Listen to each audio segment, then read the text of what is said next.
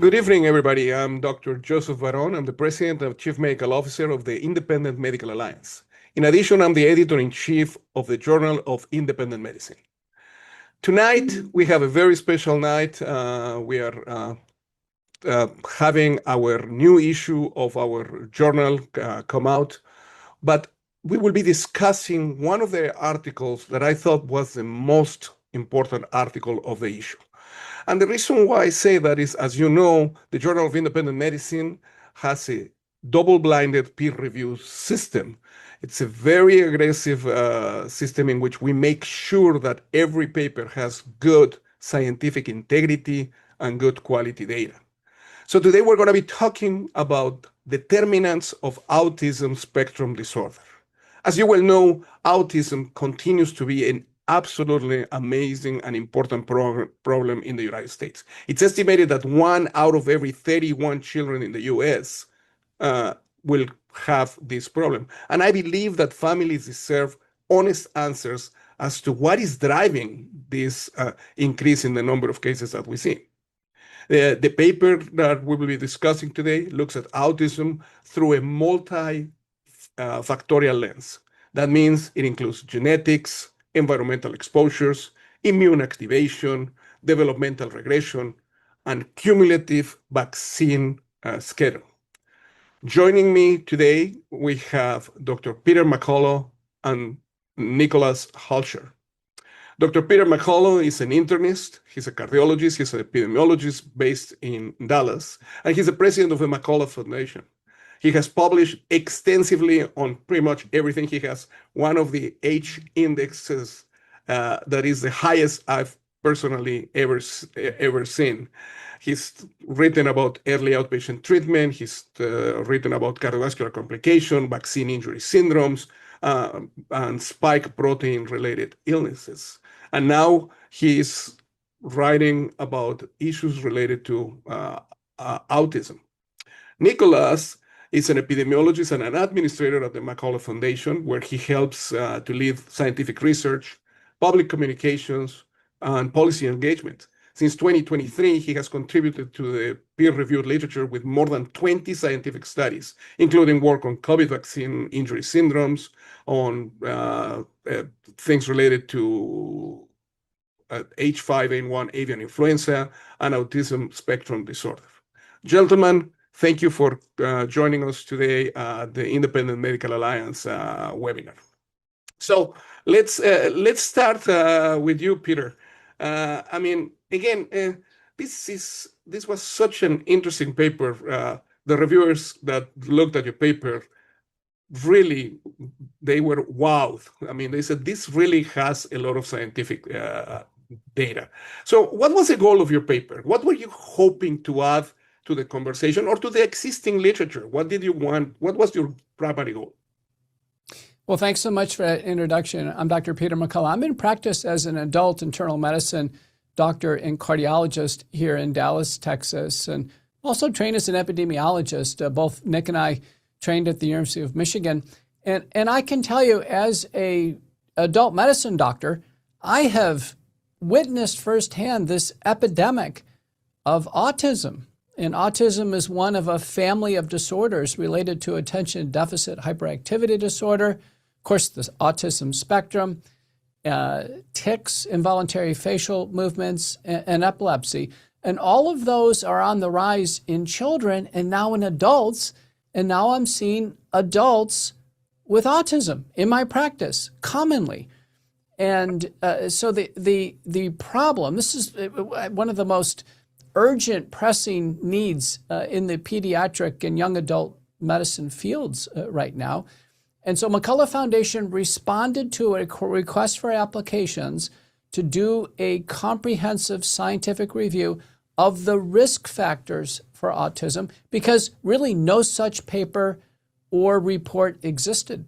That's fascinating. So, Nick, as a leading author of the paper, clearly, you look very broadly at autism risk factors.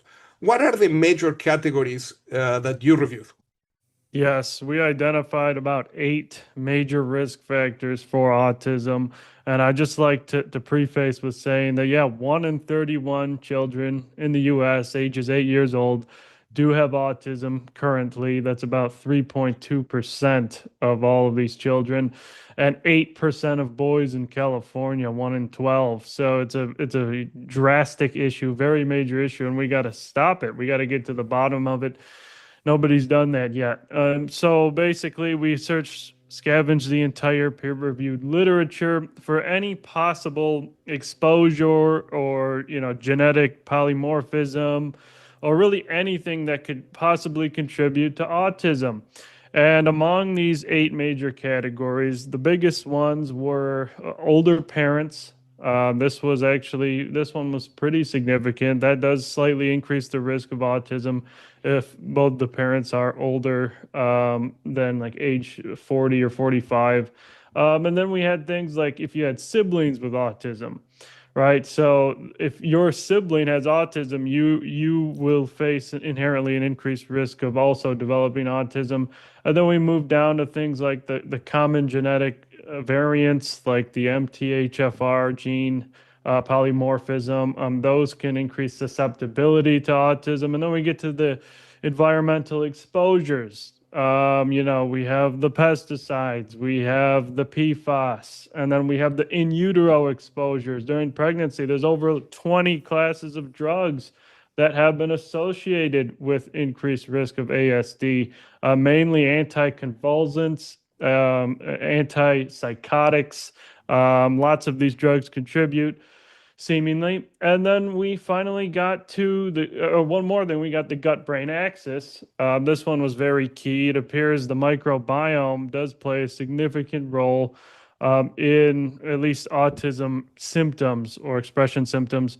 And then we got to childhood vaccination, which we believe to be one of the most significant of them all, given how every single child in the United States is exposed to up to 72 doses by age 18.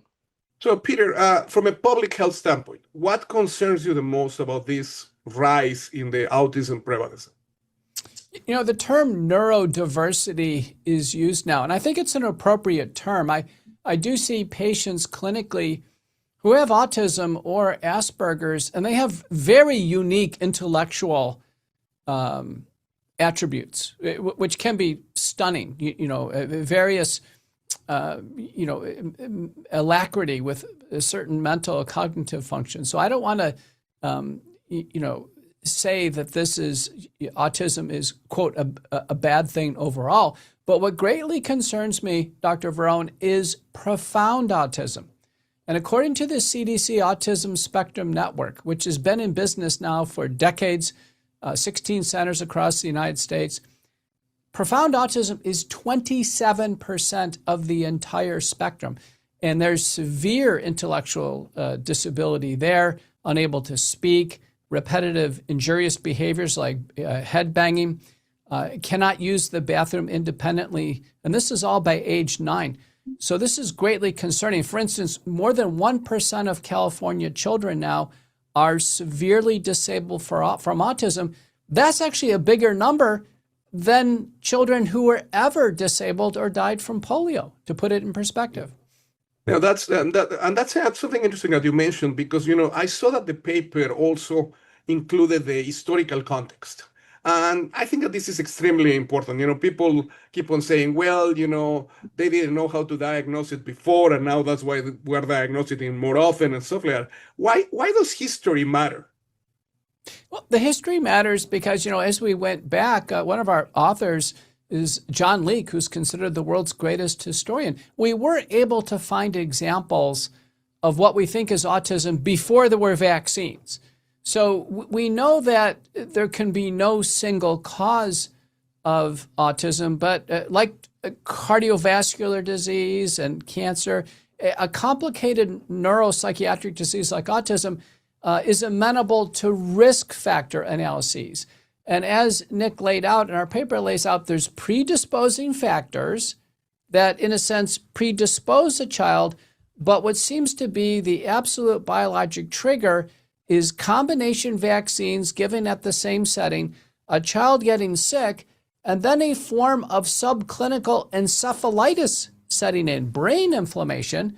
Remember, 20 vaccines have brain inflammation listed in their package insert, so we know for sure it can happen. And brain inflammation, sometimes a seizure after taking a vaccine, and a group of vaccines for the children, and then a rapid progression into autism. And we were most impressed with the case reports and case series where the parents were interviewed, the vaccine records were examined, and these were published. They were more convincing, in my view, than the codified ICD code data. Yeah, I understand. I mean, there is no question about that. And that's actually important. I mean, we know that autism does not have a single cause. It has this multifactorial model. And Nick, what should our viewers understand about that? Yeah, so it appears all of this stuff, if you see the giant wheel, the giant central figure we present, it appears all of those factors intersect, right? So, and it appears a lot of these cases, and we only have case reports for, a few cases of developmental regression. There's been about 5 case reports and case series documenting regression from a healthy child, normal development, and then seemingly they regress into an autism-like state. For all of these exposures, the only one with the case series and reports are vaccinations. We don't really see any case reports with, a child even taking, a child that has just a genetic variant and then they have autism, or a child that, eats Fruit Loops with glyphosate and then they develop autism. We don't really see that. And so we think all of these things are just intersecting, and some children are at such a high predisposition as a result of these other factors that the vaccination really puts them over the tipping point. They get the encephalitis, like Dr. McCullough mentioned, and unfortunately they suffer a form of neuronal damage. And indeed, you guys discuss in your paper that you have these shared pathways like immune dysregulation, mitochondrial dysfunction, oxidative stress, neuroinflammation. Peter, why are these pathways so important in the development of autism? Well, the pathways are important because they may lead to therapeutic intervention. So let me give you an example. In many of these phenotypic expressions of autism spectrum disorder, there becomes an acquired form of cerebral folate deficiency. There's antibodies against folate receptors. So this may be overcome with folinic acid, for instance, which is been used as an adjunct to chemotherapy and a folate metabolism rescue. So this is called leucovorin, is the brand name. So it may lead to interventions there. Importantly, this issue of the mitochondria comes up over and over again. There was a notable case published by Jonathan Poling, and sadly, his daughter Hannah directly developed autism after a big battery of vaccines. And he's a neurologist at Johns Hopkins, and so he publishes this. It's a clear-cut case of vaccines triggering the development of autism in a previously normal girl who was about 19 months of age. But he went further and did some muscle biopsies in his own daughter and showed that the cellular mitochondria were not functioning normally. Now, it wasn't due to a genetic abnormality. It was due to something in intermediary metabolism. So we have great hope that by doing a thorough risk factor analysis, we can get to some steps that can lessen this asymptotic rise of autism we're seeing in society. Which is interesting, and it brings me back to discuss a little bit of this developmental regression. Many parents describe that they have a kid that normally develops, like in the case of this neurologist, and then they start losing their language, social engagement, and other skills. And your paper focuses heavily on developmental regression. Why is this regression such an important area to study? Well, I can tell you that, the children are not born with this. And so they're not born with autism. And even the initial paper by Leo Kanner, a child psychiatrist in the 1940s who described autism, one of the cases, it occurred shortly after getting a smallpox vaccine. And it may be the reason why autism was 1 in 10,000 when you and I were children, and now it's 1 in 31 now, is the acceleration and intensification of the childhood vaccine schedule, and so many vaccines given all at once. And we do believe a seminal paper was published by Andrew Wakefield in Lancet in 1998, and stood as a valid paper all the way to 2011, when ultimately it was administratively retracted. But he simply described these cases where children had received the measles, mumps, and rubella vaccine in combination. They also had a disturbance of the GI tract with lymphoid hyperplasia of the GI tract. So there is a connection there. But we were impressed by these publications. I'll tell you another one that really impressed me was a paper from Sweden. In this paper demonstrated that if a child before the age of 4 had a febrile seizure, and a febrile seizure of any cause, now a common cause is getting combination vaccines, but if they had a febrile seizure, there was a 40% chance that they converted into a neuropsychiatric disorder. Now that could be ADHD, autism, tics, or seizures. That's fascinating. And and many of our viewers are probably asking, okay, so my child loses skills after a period of normal development. What kind of biological investigations or events should we be looking for? Nick, what would you say? I'll let Dr. McCullough take that one as the physician. Well, I can tell you certainly want to, rule out other disorders, certainly, chemistries and thyroid analysis, and to make sure that this is autism. There are qualified neuropsychiatrists and others that can ascertain the diagnosis. I've been impressed by the work of Dr. Sabine Hazen, who has demonstrated that in virtually every case of autism, the microbiome is not normal. Mm-hmm. So, we don't know if it's, just the bad diet. Now, in my experience, autistic adults almost always gravitate towards a junk food diet. In fact, I've asked Dr. Hazen, is it the microbiome abnormal in autism because of a bad diet, or is it inherent? She says, I don't know. She goes, she knows one thing, though, and she's demonstrated this, that improvement in the diet and improving the microbiome. So a diet that's, high in,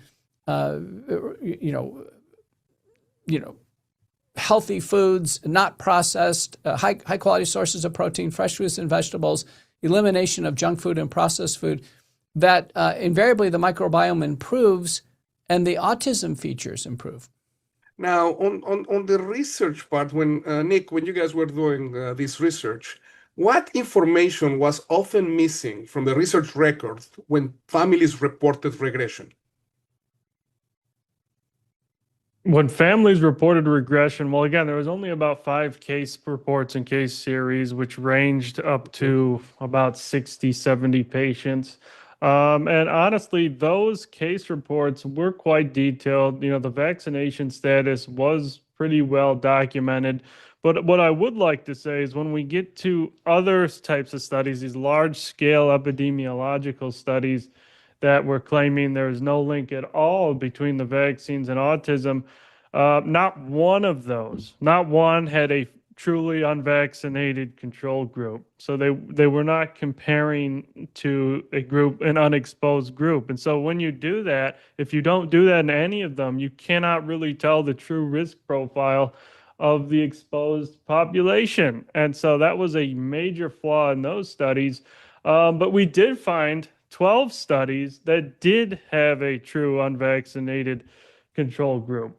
And all 12 of them found the exact same outcomes. The vaccinated individuals suffered increased risks of chronic diseases, including neuropsychiatric disorders such as ASD, ADHD, tics, seizures, all sorts of central nervous system issues. And it was every single time the exact same pattern. The unvaccinated were always healthier. No, I mean, I think that, this is probably the area where our viewers and people need to look, this vaccine question. And to me is the one that should get the most attention. I mean, in your paper, you guys do indicate that, you look at individual vaccines or ingredients, but many papers out there do not look at this cumulative pediatric schedule. Peter, why is that so important, this distinction, the cumulative effect? Well, if a child is predisposed to a subclinical encephalitis, let's say it is a child born to older parents or a child who is born prematurely. By the way, if a child is born prematurely before 37 weeks of gestation, there's a 20% chance risk they'll develop autism. This is really, these are stunning risk factors. Or let's say a child born to a mother who's on an anticonvulsant for 9 months, like Lamictal, for instance, or Keppra, or a mother who's taking an antipsychotic drug like Seroquel, for instance, for 9 months. I mean, that predisposes the child to this. And so if they get several rounds of vaccines and each time there's a subclinical encephalitis, there could be a progression, particularly during the period when the brain is developing. Remember, the brain is developing largely between birth and age 4. So one of our beliefs here is that childhood vaccines get much safer if they're administered after age 4. If they're administered separately, when they can be, a lot of vaccines now are only available in combination, such as the measles, mumps, and rubella. And clearly, those who take fewer vaccines are at lower risk. Nick pointed out 12 studies. Children who essentially take no vaccines are of the lowest risk for autism. It still can happen, but they're at the lowest risk. So what we're settling on is that routine childhood vaccination may be the most modifiable risk factor for autism that we have right now. Now, Nick, your paper reviewed 136 vaccine-related studies. That's actually quite impressive. How did those studies break down? Yeah, so among the 136 studies we identified looking at either vaccines or their components, 107 of them inferred a possible link between these vaccines or their components and neuropsychiatric disorders. And so this spans all sorts of forms of evidence, including population level epidemiological, case reports of the developmental regression, and mechanistic studies looking in the laboratory in animals. And so it's very comprehensive, and that's the type of evidence you need to really get a kind of a strong answer, right? You can't just look at population level data. You have to hone in on what's happening biologically. And again, we identified not only are there many studies, over 12, that identified increased risks of ASD. In fact, what we included in that study was the Henry Ford vaccinated versus unvaccinated birth cohort study, where it was the largest ever done, 18,000 children, and they compared the 2,000 completely unvaccinated children from birth to average age 10 to the 16,000 vaccinated children. And in nearly all 22 of the chronic disease categories, the risks were higher in the vaccinated children. And then when we go, for example, in a rat model, they inject some of these vaccines into their tail veins, etc. And they find these materials accumulate in their neurological system, cause brain inflammation, brain damage, neuron loss. And so it all kind of lines up, and it's we cannot make the claim based on all of this evidence. We cannot make the claim that vaccines do not cause autism. And this is great that you mentioned that. I mean, especially that you mentioned the fourth study, just because it had a control group. Now, for our viewers that do not know what a control group is, Peter, do you mind explaining why is it important to have a control group when you do any kind of clinical study? Well, in epidemiology, a control group is a group that's not exposed to the factor of interest. So if we had children who were truly unvaccinated, and the validity of the Henry Ford study is that it's a vertically integrated health system. People stay within the Henry Ford HMO, and they keep the vaccine records, but they also linked to the state of Michigan. So they knew they had children who were completely unvaccinated, certainly for the period of time they were at Henry Ford. And also they knew patients who had taken vaccines. Now, of interest, in 2013, it was no longer possible to simultaneously have ADHD and autism. It was kind of one or the other. So almost all the children were classified as ADHD before 2013. And then after 2013, then autism had its separate diagnosis. But let me just say, whether it's Henry Ford or this North Atlantic group, which has published multiple studies, using ICD codes for autism research is not good enough. In the studies that claim there's no connection to vaccines with autism, not in a single one of those studies did they interview the parents to find out what's happened. Did they examine the children to ascertain did they really have autism? And did they examine the vaccine records? So what we need now, and our paper clearly calls for this, is we need solid prospective data where we do exactly that. We examine the children from birth at certain time points. We examine the vaccine records and all these other factors. The CDC has a vaccine, autism spectrum network, research network. They have 16 sites. They have 25,000 children who developed autism. And not in a single case has the CDC examined their vaccine records, nor have they examined the other factors that we did in the McCullough Foundation report. So if you guys were to do let's say, in the ideal world, the ideal research study, looking specifically about vaccines and development of autistic spectrum disorder, how would you do that study? What would you like to know? What would be the specific areas that you looked at? I mean, what kind of long-term follow-up would you have? I mean, what kind of registry codes would you be looking at? What kind of timing or analysis you would be doing? Well, I can tell you, I previously, led the Center for Clinical Effectiveness at Henry Ford. I can tell you, I think the Henry Ford cohort is perfect. It's perfect for grant funding. Every single child in that study should be professionally examined to ascertain whether or not they have autism spectrum disorder or one of the related neurologic disorders. The families should be interviewed. Their vaccine records should be directly examined, and they should ascertain whether or not they've had vaccines or not and how many and when. And for all of those cases, both the cases of neuropsychiatric problems and the cases that are free of any problems, they should have that degree of assiduous evaluation. Then the risks should be determined. I mean, that cohort is perfect because it has both cases and controls. The CDC research network is not so ideal because it's only cases with autism. Now, those CDC centers could take random sample of children in the same location without autism and then do the same evaluation. and would have the strength of kind of the CDC sampling framework, but not in a single case in a large-scale study has this been done, Dr. Varon. And I think this is an indictment on essentially the research ineptitude of the National Institutes of Health and the CDC. They haven't lifted a finger to investigate the etiology of autism. Yeah, it's completely sad. Your paper emphasizes timing, especially early infancy and cluster vaccines visits, especially during those areas of which are critical to neurodevelopment.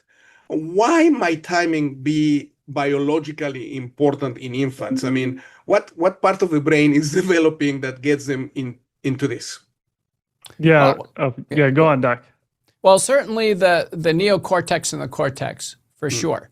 And so that's where this cognitive processing occurs.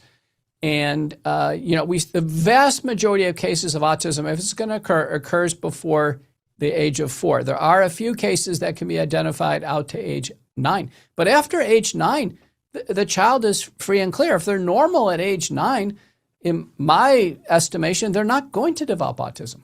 That's great. Now, Nick, you did include a table on the childhood vaccine schedule on the paper. What should our viewers take from that?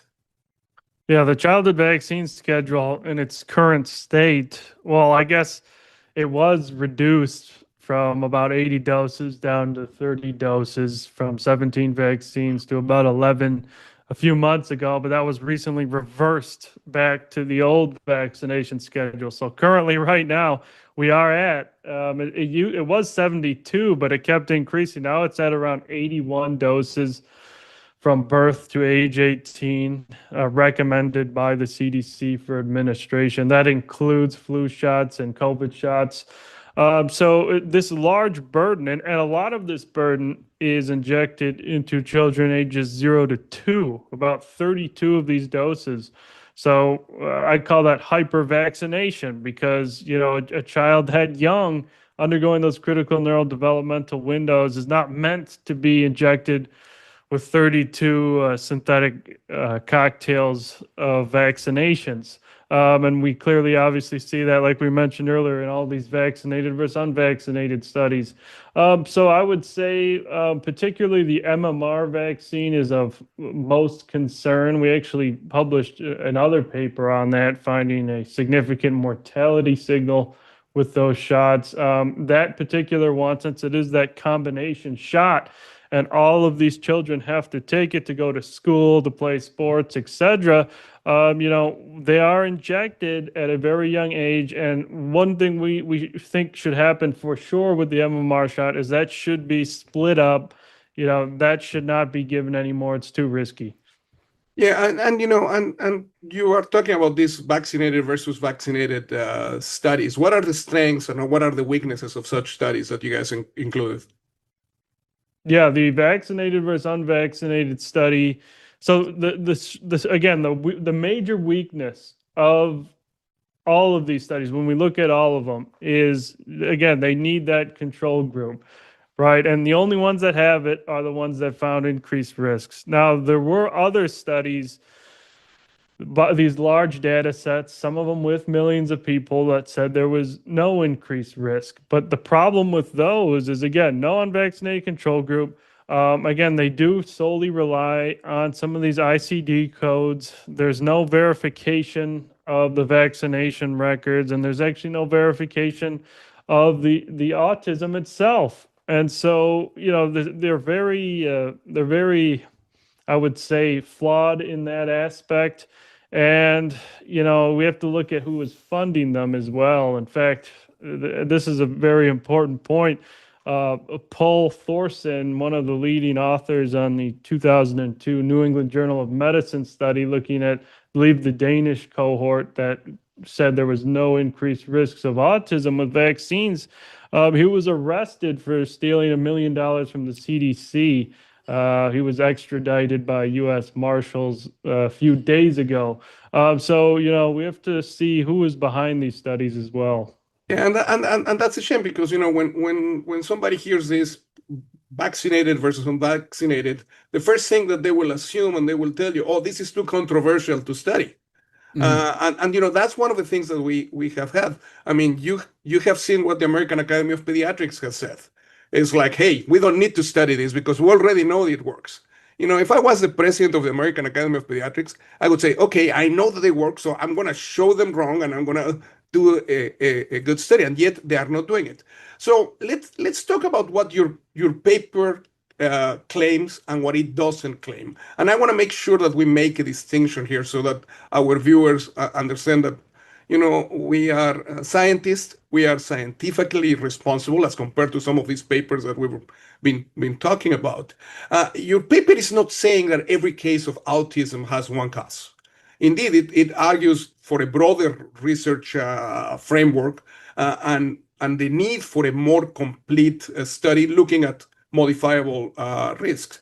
So how do you communicate these findings in a responsible fashion? Peter, I mean, people have been going after all of us for trying to be responsible. How do you do this? Well, we've been cautious by saying we didn't find a single cause. So we don't use the word cause anywhere in the paper. We use risk factors. A good term to use is determinants. That's the term used in the title. Epidemiologist means that the odds or the chances of this occurring are higher when these factors are observed. I mean, this is very important. We do believe some children are predisposed. I'm worried about a baby born into a family where there's already one child with autism, right? So there's a lot of common fertile soil there where the next child could, with a big battery of vaccines, develop autism. I'm equally worried on children who develop febrile seizures. Let's say a child has a severe viral infection or a sore throat and has a febrile seizure. I have to tell you, I think the brain inflammation occurring in that child is very similar to the brain inflammation occurring in a child who receives a big battery of vaccines.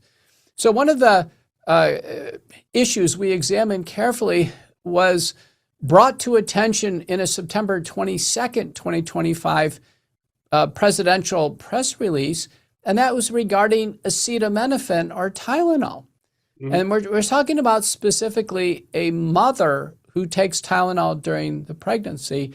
We looked at this carefully. We were most impressed by a paper by Altquist published in JAMA in 2024. 2 million Swedish babies being delivered, and they captured every capsule of Tylenol taken by pregnant women. And I can tell you, Tylenol independently is not associated with the development of autism. Now, it turns out women who do take Tylenol tend to take other drugs during pregnancy and tend to have other problems that could be risk factors, but it's not the Tylenol itself. And what really ruled that out was siblings. So there was women who had one child and did take some Tylenol, let's say for a headache, and then had another child, didn't take any Tylenol during that pregnancy, and there's absolutely no association with autism. So that study was 2 million sample size.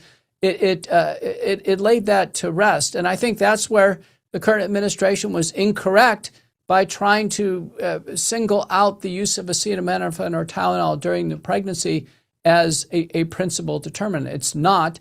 It's actually combination vaccines given. I tell you, the other thing we were impressed with is the evaluation of adjuvants. So originally, again, this idea of, there was a focus on mercury, thimerosal in vaccines. Well, that's been slowly reduced over time. I think currently we're down to almost zero use of thimerosal, but yet autism is skyrocketing. So just ecologically, that's not related. Aluminum is another. It's an adjuvant in vaccines. And, we have about 60% of doses of vaccines contain some aluminum. But in our view, it's not a sole determinant here. And I can tell you clinically, I have seen direct mercury CNS toxicity. That doesn't look like autism at all. And I've seen direct aluminum neurotoxicity. That doesn't look like autism at all. Autism, in my clinical view, looks like a post-encephalitic syndrome. In fact, there were some early cases of autism that occurred after congenital rubella when there was brain inflammation in utero.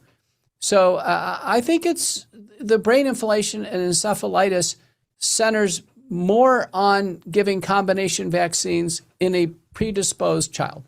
So, Nick, what are the biggest evidence gaps that you think, as a researcher, that still need to be filled? We need the biggest thing I think we need now is a large case series, right, with hundreds of children, documenting the exact pathway to developmental regression. So particularly we would want to get a large cohort of children that developmentally regressed after vaccines and analyze their genetics, analyze their, all their other risk factors, anything else they're taking, any issues they may currently have, to really try and hone in on exactly what is occurring biologically in these children, because you cannot deny, real children that regressed after a vaccination. And that will be very strong evidence that will bring us closer to a final answer. Good. Peter, your question is probably the most difficult one. For those physicians, parents, and especially for policymakers that are watching you right now, what should the next step be? Well, the CDC has already taken the first step. It was about 19 days after our press release on our paper.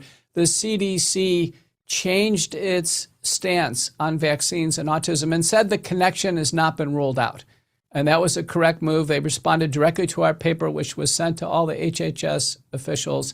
I think at this point in time, our change in position ought to be completely towards shared decision making. That is, the choice on whether or not to take a vaccine should be purely up to the patients themselves, the parents, and the doctors. And there should be no mandates to take vaccines. Think about this. If people are mandated to take a product that's later on shown to cause, a permanently disabling condition in a child, it's the worst of what we could see in public policy. So I'd like to see all mandates for vaccines be dropped. I'd like to see the liability shield, the 1986 Vaccine Injury Compensation Act. I'd like to see the liability shield be dropped and have companies face liability. And certainly I'd like to see all direct-to-consumer advertising be removed. So now we can take away all this bias. We should not demonize people for being hesitant to take vaccines. There's over 20 vaccine hesitancy scientific instruments that essentially claim that vaccine hesitancy is like its own mental disease. All that should be abandoned, and we should have a free and fair investigation and debate on the relative risks and benefits of vaccines. Absolutely. Now, Nick, as a senior, not senior, but as the leading author on this peer-reviewed paper, which, by the way, you can find it at the Journal of Independent Medicine.org, what do you hope people will take away from this paper? What is your wish list of what people should take away from this very good paper?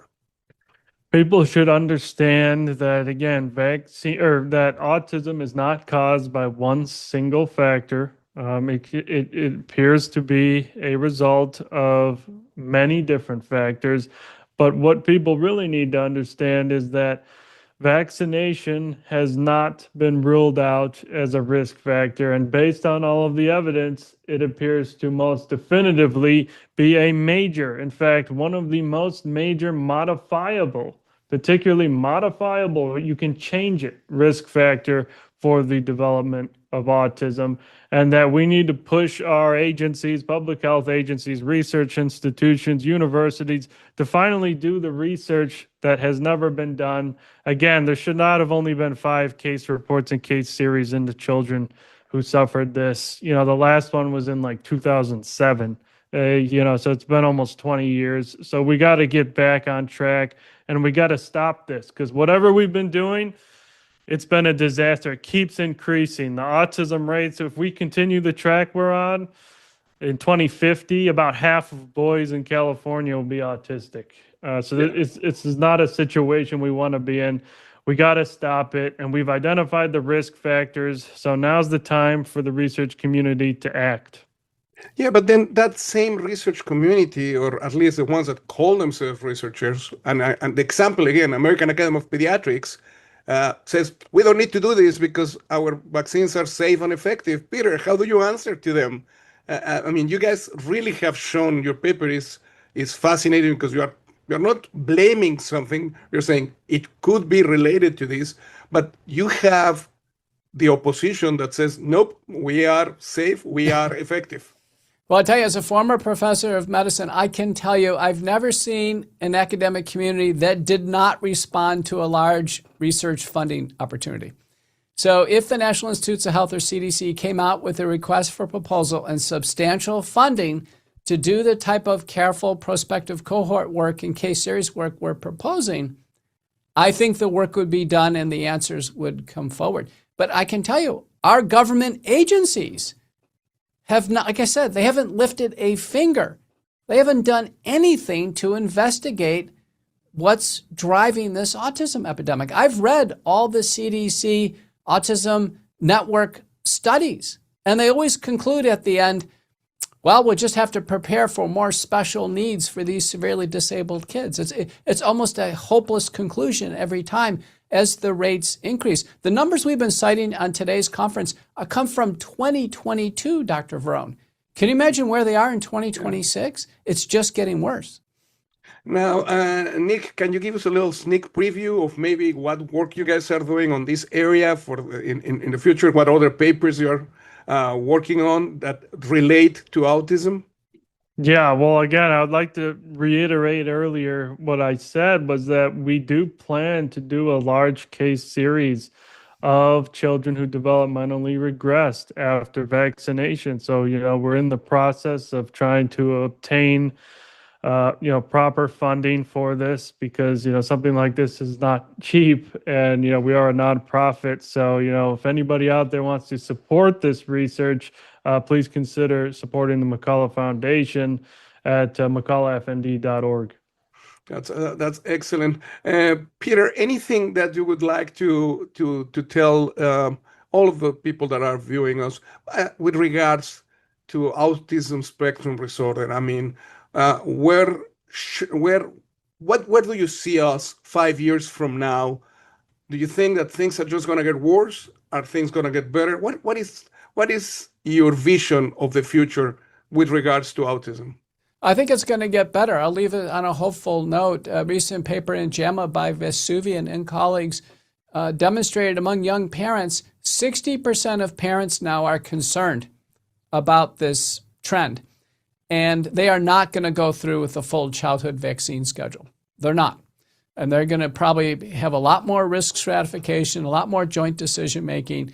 We're going to see vaccination rates go down in the United States. They already are going down. And I think there'll be more selective use of vaccines when their theoretical benefits are sufficiently high to justify the risks. We didn't have a chance to cover, but there's a disturbing trend on sudden infant death syndrome occurring shortly after vaccination. Allergic diseases, food allergies, and others. 57% of children have some chronic disease at this moment, and we think combination vaccines given all at once in these huge numbers of doses could be in part, behind some of this chronic disease we're seeing in children.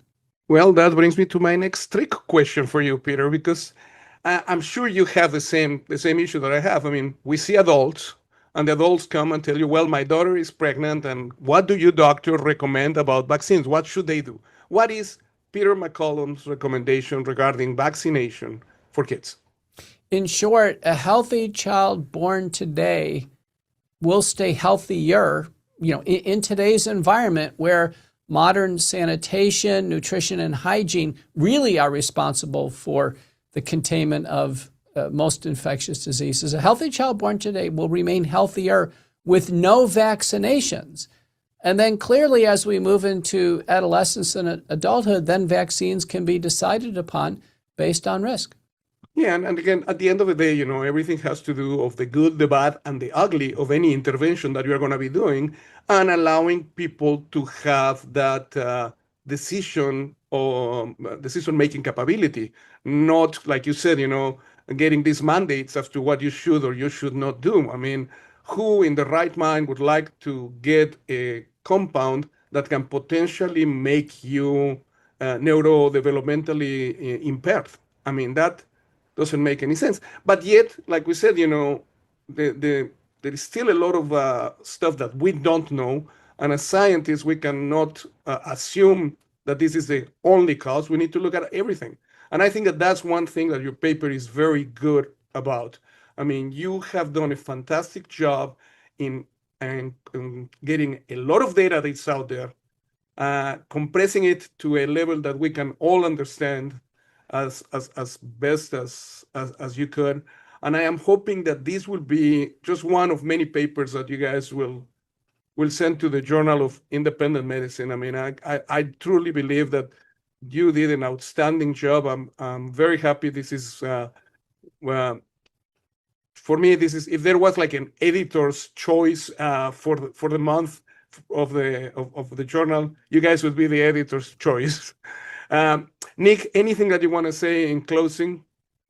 Yeah, well, I'd just like to say thanks for having us on this show, and we're very thankful for the Journal of Independent Medicine for being a non-biased, non-compromised journal that allows scientific discourse, unlike literally every single major journal at this point in time. So, thank you very much. And I'm glad you bring that up because, again, for those listeners that are not familiar with the Journal of Independent Medicine is a journal that indeed is not biased. We do not receive any funding from any pharmaceutical industry or any similar industry. Every paper is reviewed blindly. That means that I don't know who wrote the paper because sometimes, I know that Peter is a great writer, but, just because I would probably accept it. No, I don't know who writes the paper, and the person that sends the comments on the paper, the author doesn't know who it is. So it's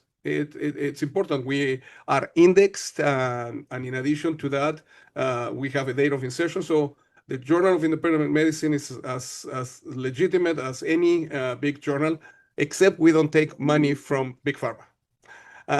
With that in mind, Dr. Peter McCullough, Nick, thank you both for joining us, and especially for your work on this paper. This is a very complex, very emotional, and very political issue. But I believe that families deserve an honest discussion, better data, and some serious research. And you guys have done that. I really, really want to thank you for joining us today. Thank you. Thank you. With that in mind, Autumn will be joining us for some closing announcements.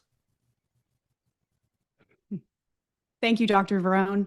As many of you may have noticed, we did pre-record this episode because Dr. Varon and several members of our team here at IMA had a full day of meetings with senior health policy advisors at HHS and the White House. So because of that, sadly, we won't have live Q&A tonight. But for those of you who are still with us, thank you. And I just have a few closing announcements to share before we wrap up. All right. First up, our Parents First project. Parents and pediatricians need trusted guidance now more than ever. And that's why here at IMA, we are building the Parents First project, a free, searchable childhood health resource created by independent pediatric experts. We are so close to meeting our match. We are already 82% of the way there, to be exact. If you support the work that we are doing here at IMA, and you'd like to help us close this gap, you can donate today at imahealth.org/parents. Every dollar truly helps. Mark your calendars next week, Wednesday, May 20th at 7 p.m. Eastern for a special IMA conversation, The Price of Medical Courage. Dr. Ryan Cole, IMA Head of Medical and Scientific Affairs, will be joined by Dr. Mary Talley-Bowden, IMA Senior Fellow, and Dr. Ron Elfabine for a timely discussion about the cost the cost, what it costs to speak up in medicine. Dr. Elfabine and Dr. Bowden will respond to the recent attacks over his position on monoclonal antibody access. They'll also discuss Dr. Bowden's new book, Dangerous Misinformation, which was #1 on Amazon's new releases category. It's an important conversation about courage, patient access, and the fight for honest medicine. So we hope that you will join us next week. Our new free guide, Minerals 101, a practical guide to minerals for better health, written by Dr. Christina Carmen, our senior fellow in nutrition and holistic health. It walks through 14 essential minerals, including magnesium, zinc, selenium, iodine, iron, and more. It explains what they do, how to spot possible deficiencies, and how to supplement safely. Dr. Carmen also covers important interactions, like which minerals compete for absorption and which medications may affect your mineral levels. This is a practical, patient-friendly, and completely free. So download your copy and you can start using it today as a starting point for a conversation with your practitioner. You can scan the QR code on screen or visit gen.us/minerals guide. Now, before we go, we wanted to share a short closing video from Dr. Joseph Varon, IMA's President and Chief Medical Officer. In this video, Dr. Varon shares a broader overview on what you can find in the latest edition of the Journal of Independent Medicine. Thank you again all for joining us tonight, and now let's take a look. Hi, I'm Dr. Joseph Varon. I'm the President and Chief Medical Officer of the Independent Medical Alliance, and I'm the Editor-in-Chief of the Journal of Independent Medicine. This new issue of the journal is fascinating. It has a lot of amazing articles by very well-recognized researchers, investigators, and clinicians. We have a couple of editorials. One of the editorials is on the ACIP committee and how we now have a seat at the table as the Independent Medical Alliance and how we are responsible to speak.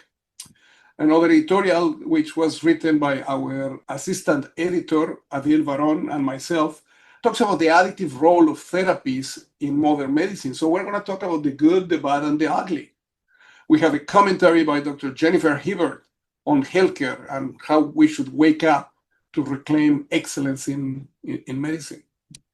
We have 3 review articles. One has to do with sepsis without biomarkers, another one of determinants of the autism spectrum disorder, and another one on something that we see every day on vaping and e-cigarettes. We have a couple of original investigations. One deals with esophageal cancer and malignancies in the intensive care unit, and another one with inflammatory markers in COVID.